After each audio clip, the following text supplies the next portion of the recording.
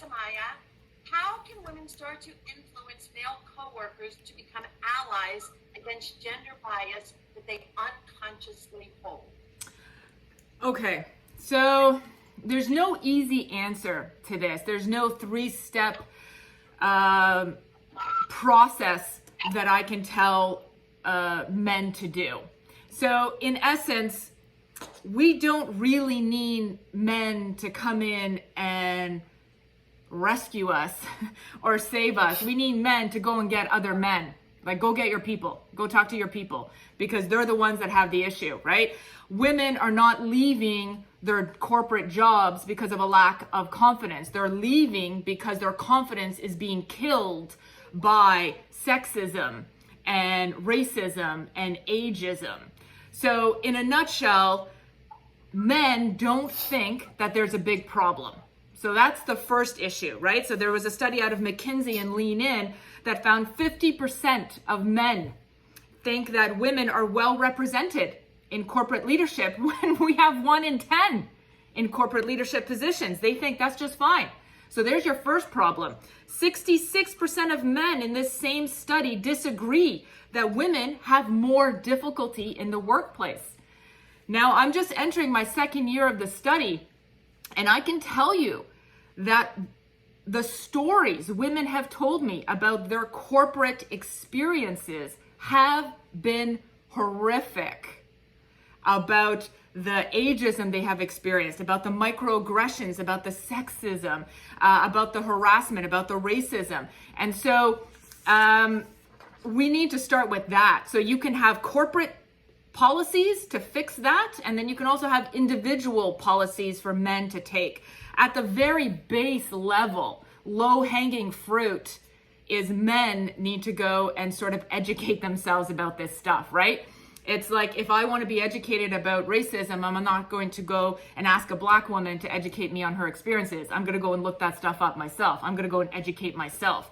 So we have, at the very low level of how men can start being better allies, is that they can educate themselves on mansplaining, which is a problem in the corporate world. They can educate themselves on what gender equality is and what emotional invisible labor is. So women are expending so much time and energy on household duties, childcare, elder care, pet care, nutrition care, cleanup, and then all the emotional invisible labor of whose birthday is it? Did I buy this? Did I get this? Do I need to organize a family event here? Who is doing that? We are. When we're sleeping at night, that's all getting replayed. So sharing that emotional burden, that has to be taken on by men, right? So we know that in 2020, the numbers around household division of labor haven't changed in almost 50 years. Women are still doing more household labor at home. We're still doing more invisible emotional labor at home. That is taxing. That is stressful. So all of that needs to be incorporated around, okay, corporate family-friendly flex policies. How often are you telling your everybody that works for you that it's okay to take some time off for family stuff? It's okay that if somebody pops into a Zoom and it's your dog or it's your child, it's okay. We're not going to pretend that we're not all homeschooling at certain points during this pandemic, or we don't have 4.5 kids and 2 dogs and the stove's on fire cooking 3 different things. Like, let's not pretend that's not happening behind the scenes, right? So that's one thing, having more family-friendly corporate policies. And then the second is men really need to go and get other men and talk to them about what is gender equality. Okay, I can talk for like 20 minutes about that. So I'll just stop here because I know we have like 15 other questions. That's great. I'm sorry, I was on mute. I just said it again. I think I'm going to start a jar, put $1 in the jar every time. The next question was, how do we deal with other women who call strong women bitchy rather than assertive? And how can we get women on our side? We have, for a lot of us, been conditioned and encouraged from a very early age to play smaller, to don't toot your own horn, be humble, just be grateful. Nobody needs to hear about all these great accomplishments, because how will other people feel? So if you've been told that your whole life, you grew up in a family or a culture that told you it was boastful to talk about the good stuff that you did, or to acknowledge the greatness or the progress that you've made, it becomes difficult to unlearn that in adulthood. It's not just a switch. You can't just flip a light switch and now feel good to acknowledge your progress and talk about that stuff. So that's one reason why when another woman presents as confident, she is perceived as cocky, because we have all these internal unconscious biases within ourselves that we need to unpack and say, okay, wait a minute, why did that just rub me the wrong way? Why did her acknowledging the job that she did well, why did that bother me? And doing a little internal work about what does confidence sound like? Who does it sound like? What does it look like? Oftentimes, confidence is perceived as your standard white male default. And confidence isn't perceived as a woman, as a Black woman, as an Indigenous woman, as a woman of color. And so we need to unpack those ideas. We have to have uncomfortable conversations. So much of our conversations are surface level stuff, where we avoid the issues that could be slightly confrontational, if you will. But really, it's just a difficult conversation that we can have with tact, right? We all know how to do that. So it's having that conversation with a woman and saying, why do you think the energy changed in the room when I just said thank you instead of deflecting praise? Have you ever felt like other women perceived you as cocky when you owned it? And what does it mean to own your accomplishments? And really having those conversations at work, one-on-one with family members, and interrupting the deflections of praise when you see it.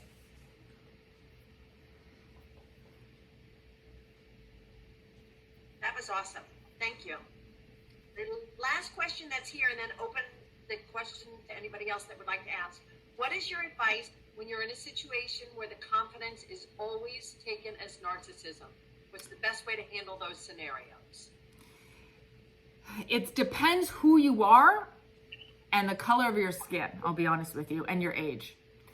It depends if you are in a position of power and authority and decision making. Do you have the power to push back against that? Because if you don't, that can be held against you. If you are a woman of color who's going to stand up and say, wait a minute, I didn't do anything wrong here. I'm acknowledging my part. I'm saying thank you. And you're perceiving it or misperceiving it as conceitedness, the data is depressing on this. I'm going to be very honest with you. Women of color are automatically perceived as being aggressive and angry when they are simply standing in their truth. So if you want to push back on that, hopefully you have a boss or a colleague in a position of power and authority who can back you up and who can start that conversation first before you do. Great advice. Anybody have any I other think you're on questions? mute, June. Oh, no, I'm not. So I'm going to go to the chat and see some questions that have been popped in here. And I think that this one, I'm going to take the one that Anne-Marie O'Brien put out there. She says, okay, how does one overcome being taught to apologize for everything? Because Professor Maja, you talked about how it is a learned behavior that we have been conditioned to since we were a little kid. So how do us women that are, some of us 10, 20 years in our careers that have been doing it, so much, how do we train ourselves to undo that behavior? Okay, thank you. That's a great question. And the key is to pick one or two phrases that you can implement instead of saying sorry. The goal is not perfection here, because what happens is what we tend to do as women is we make 5 different changes at once. I'm going to stop apologizing. I'm going to stop deflecting praise. I'm going to drink more water. I'm going to run a 5K every day. And then guess what? After the first day or the first week, you've fallen off the wagon and you're like, okay, now I'm a piece of crap. Now I can't do anything right. And we have these perfectionist expectations for ourselves. Stop. Just pick one thing at a time to change, okay? So instead of saying sorry, let's switch it out for excuse me, pardon me, or thank you. Pick a word that works for you. For a lot of people, it's thank you or excuse me. Just pick one word. Now, you are not always going to remember to not apologize, but it still counts. It still works if that reflection happens after the apology. That is still progress, okay? So a lot of times you're going to apologize and you're going to be like, oh, why did I just do that? That was wrong. Okay, mental note. I'm going to try to not do that next time. That is still progress. And then you're going to get to the point where you're like, oh, I'm so sorry. Oh, no, I'm not, Steve. That's what I tell my husband all the time. No, I'm not sorry, Steve. I'm taking that back, okay? So, and then you're going to get to the point where you almost said it in your mind, but it didn't actually verbalize. And so it's a progression where you're going to get to there. So, excuse me, pardon me, thank you. Or just pausing ever so slightly. And you're going to notice, now that I've brought your attention to the apology train we're all on, you're going to notice this everywhere you go with everyone. And then, if you feel comfortable, calling other women in, not calling them out, but calling them in and be like, oh my goodness, I just heard you apologize for that. Why? I do that too. Let's stop doing that. And then you have this conversation about that. And also, I just want to bring in just a little bit of research on habit formation, okay? Changing your habits, as in stop apologizing, start owning your accomplishments. There's no such thing as 21-day fix. You hear that a lot online. Get a new body in 21 days. Change your habits. Stop smoking in 21 days. There's no research that backs that up. That's just a nice little clickbait for you. The research out there on habit formation shows that it takes on average 66 days to change a new habit, to stop an old habit and bring in a new one. 66 days, but for some people, it can take upwards of 256 days. That's how long it can take us to change this. When I speak to women in my study, some of them have been on this journey to bring up their confidence for years. It takes time, but it is possible. Thank you. Let's see, what other questions? There was one other one here that says, I have a woman on my team that is a chronic apologizer, full of self-doubt and requires constant confirmation. Correct me if I'm wrong. This may be a stupid question, but even though she knows what she's talking about, it has fully held her back in her career. I sent her a link to your book, but any tips for managing someone like this? Yes. So that's a one-on-one conversation that you want to have with that person behind closed doors. And so you want to say to them, listen, apologies, deflection of praise, and those minimizing phrases has us perceived like this. Now, women use minimizing phrases like, this is a stupid question, I'm not a total expert, this is going to sound silly, because we're trying, at the core, it's a lack of confidence, right? There's a lot of issues there.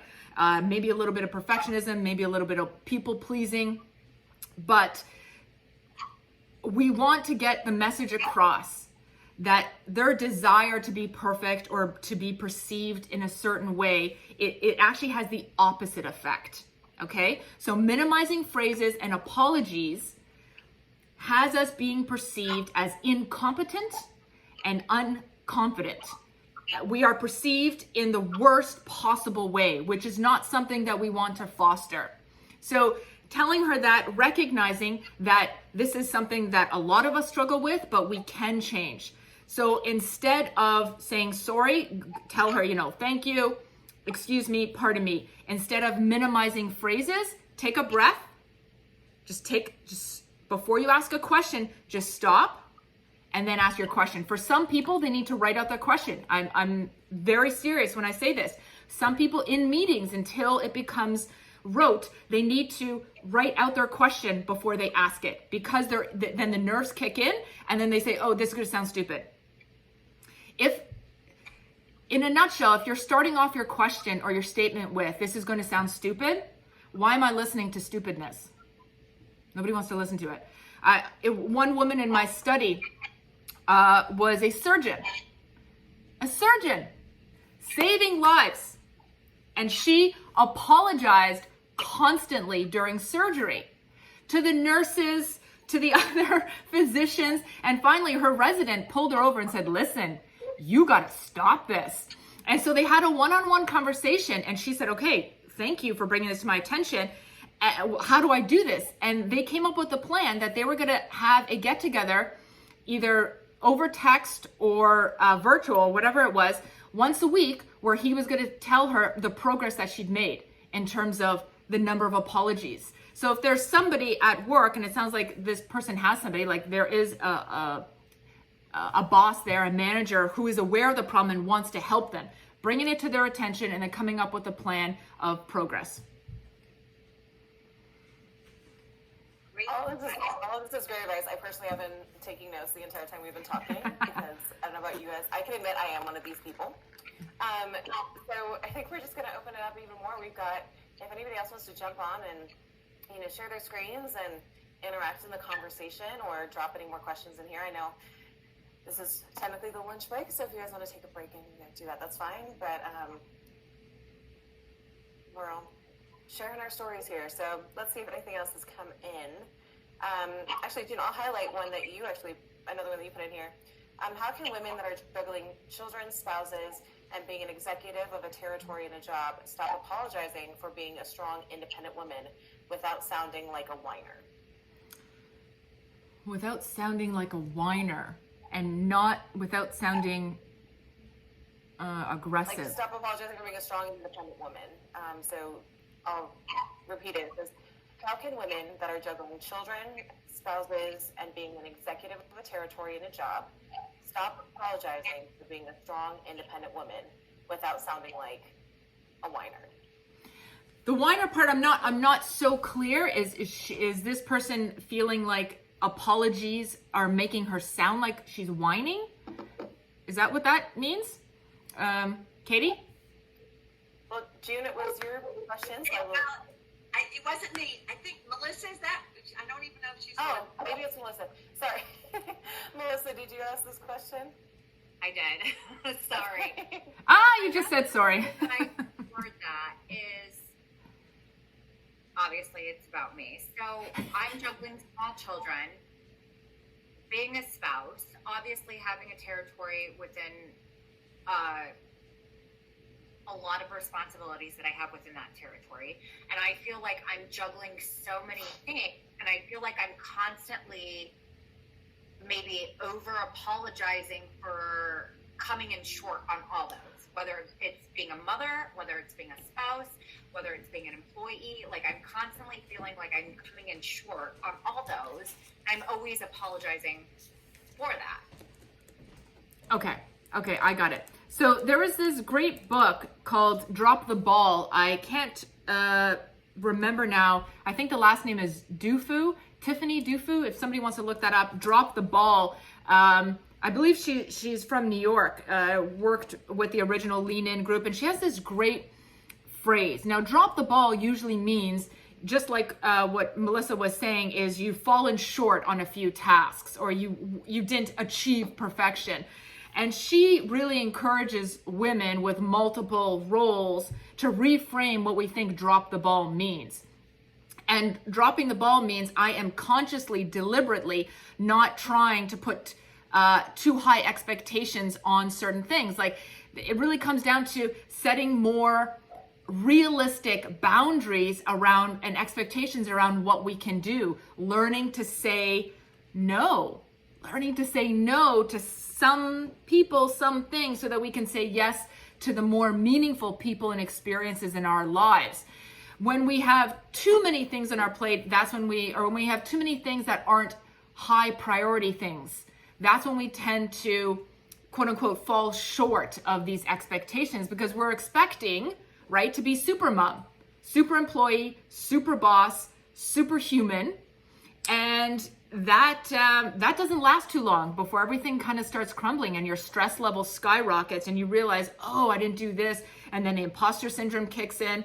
And so it's about, there's another great book that I like. It's called The Magic Art. Yes, The Magic Art of Not Giving a Fuck. So it is by Sarah Knight, who is a journalist. And she basically wrote this parody book from Marie Kondo, The Magic Art of Tidying Up, right? And basically the whole book is around boundaries and willpower research. but she does it in a really, really fun way. And it's about, what are you saying yes to? And what can you say less to less? And so she says, when people are asking something of you, before you automatically say yes, which is what oftentimes we as women do, yes, I'll do that, yes, I'll pick you up, yes, I'll make that, yes, I'll do this. Ask yourself, do I have the time? Do I have the resources? Do I have the inclination to say yes? We have to prioritize the people and the experiences we want and learn to say no to the other things. So I'll just give you a small example from my personal life. So instead of staying up until midnight to bake cupcakes for my daughter's recital, I'm going to go to the store. I'm going to buy them. I'm going to buy those cupcakes and I'm going to save some time. So I'm going to say no to the home cooked whatever, and I'm going to say yes to making that recital. So it's just about like a little give and take with certain things. And it's, I guess, also, with parenting, I'm learning this also. I have a 7-year-old, and if I say I'm going to be there and then I can't, I'm still going to reach out to her before so that my integrity is intact. So I say to her, I know I said I was going to do this, but now the schedule has changed. So I want to just tell you beforehand and figure out what we can do to recreate this moment for you, but it can't be exactly what I thought it was going to be because of whatever, X, Y, and Z. But at least going to her before to say, okay, I thought I could do this, now I can't, but I want to bring it to your attention, and then how else can we recreate this? It's hard. That's great advice. Do we have time for any other questions? I don't know what time we have until. Technically, I think this little session is over, but, I think, if people want to continue and have conversations, I feel like this is such a topic that can be unpacked and unpacked and unpacked. And so, if we want to, it depends if people want to, have their breaks. Professor Maja, like if you're okay with continuing on and answering all of our questions, sure. Then okay. Can we do that for the rest of the day? It's like, can we do a Q&A with Professor Maja for the rest of the day? I have one really quick question, and I'm going to say it pertains to myself, but I did say that I am a person that does apologize all of the time, and I think some of it is just sheer habit. But I also feel with age and maturity, honestly, like that book that you said, you know what? I really don't give a lot of the times. I hate to say, you know what? If you don't like it, it's too bad.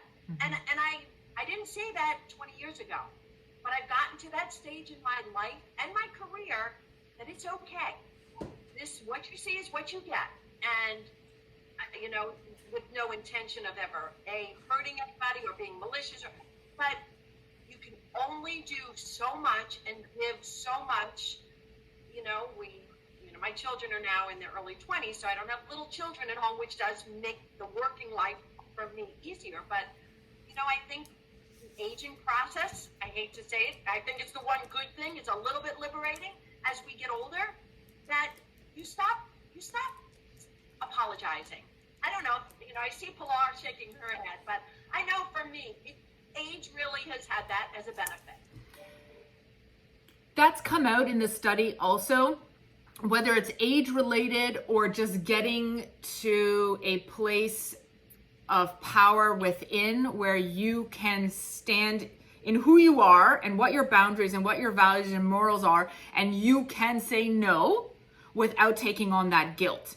So whether that takes you a long time or you get there, I don't know, in your 30s, but yes, that is true. One of the questions I ask in my study is, what do you do that kills your confidence, but you do it anyways? And one of the most common answers is saying yes.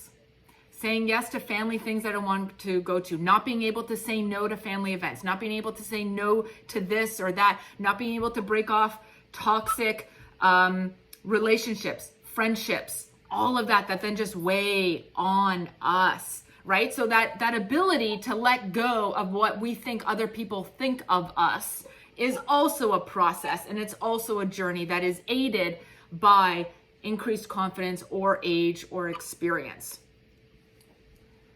Thank you. That was awesome. So much wisdom.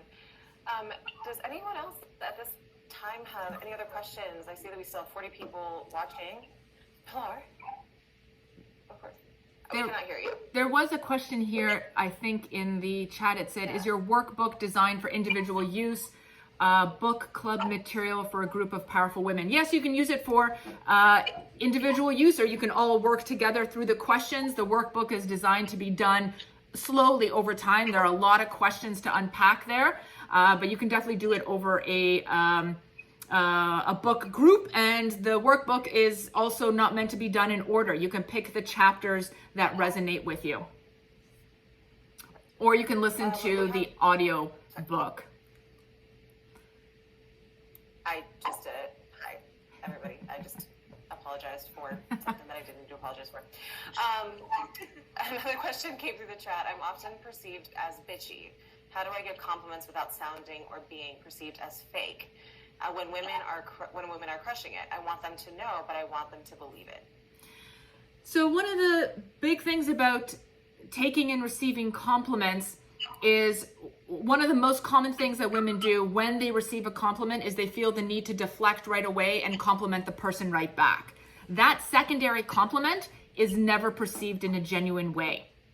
So if you are complimented simply because you complimented somebody else, it doesn't feel that good. So it's figuring out when to compliment, and also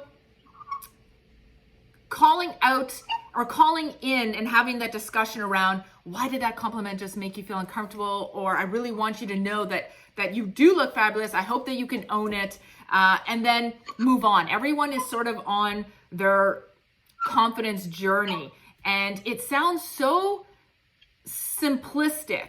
Like, you get a compliment, say thank you. Like, what could be easier? But it is so complicated. It is so layered. One of the questions in the study is, what do you do when people compliment you?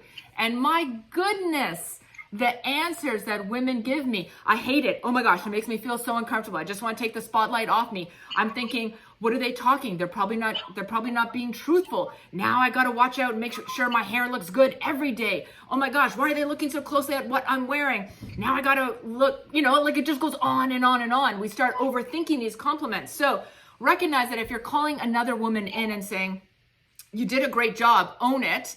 You have these conversations in little piecemeal, right? You can't just throw all of it at them because they're already uncomfortable with compliments. So it's piecemeal.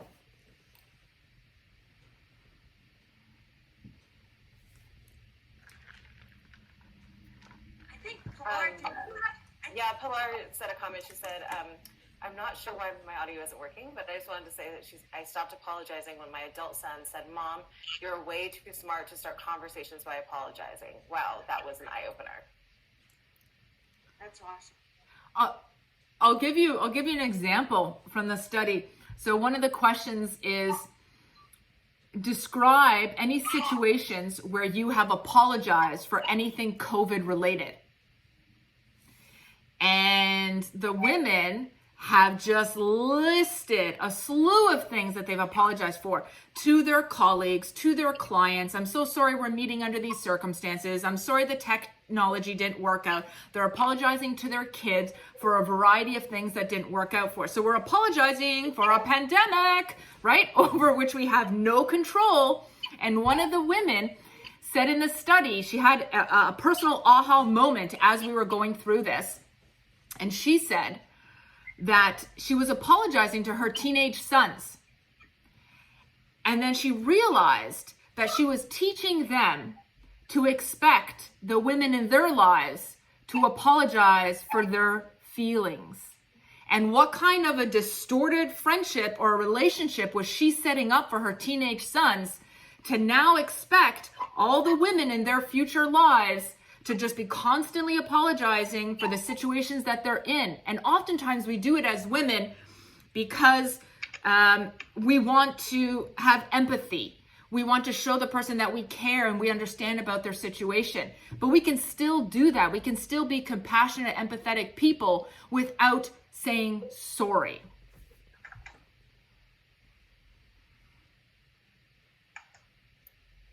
I feel like this is all a real. I mean, I don't want to speak for everybody, but I feel like this is a reality check that all of us really needed.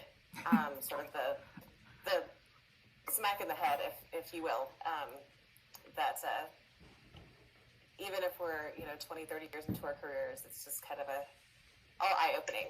So let's see. Does anyone? I know that I think the next session is probably starting in about 10 to 15 minutes. I don't have the agenda or the schedule right in front of me.